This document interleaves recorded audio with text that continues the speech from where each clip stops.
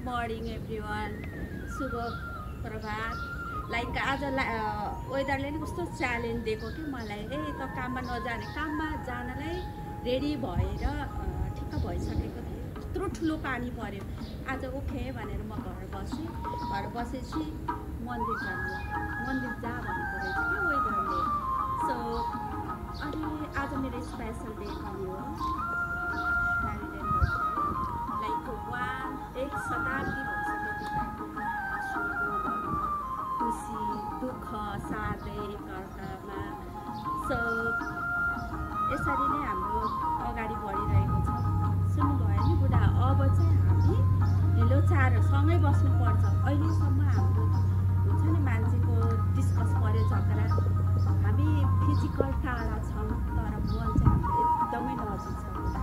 सधैँ यस्तै गरेर अब जुनी अर्को जुनी पाउँछ कि पाउँदैन, हाम्रो संस्कार अनुसार 7 जुनी भनेको छ।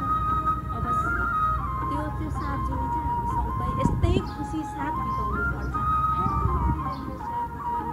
मन्दिर गइरहेको छु, हजुरलाई म देखाउँछु। डालस टेक्सास युएसमा रहेको श्री पशुपतिनाथको मन्दिर छ, त्यहाँ जाँदैछु। सो हजुरहरू पनि मसँगसँगै दर्शन गरिनुहोस्। म यहाँबाट जान्छु। मेरो भतिजी जेठाजुको मेरो नि छोरी हो, छोरीलाई पिक गर्छु अनि छोरी र म मन्दिर जाँदैछौँ। हजुरहरूलाई म देखाउँछु। चाकमा पनि कति हरियाली हो कि, ओ माई गड। बाटो सबै कति सफा हो कि बाटो।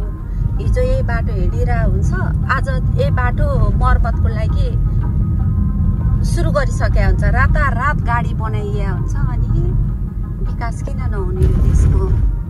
हेर्नुहोस्, यस्तो चैत वैशाखमा यस्तो राम्रो छ कि ऊहरू हेर्नु न, हरियाली सबैतिर हरियाली छ।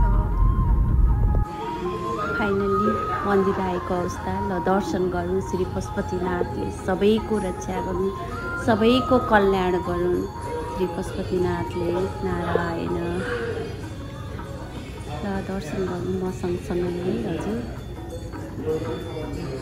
र सबैजनाको कल्याण गरून् श्री पशुपतिनाथले। जहाँ जस्तो अवस्थामा हुनुहुन्छ खुसी रहनु, मस्त रहनु, व्यस्त रहनु, सधैँ सकारात्मक सोच लिएर अघि बढ्नु। अभियसली सबै कुरा राम्रो हुन्छ। ल नारायण। ल सबैको कल्याण गरून् Narayan Shri Pashupatinath. Love you guys, bye bye.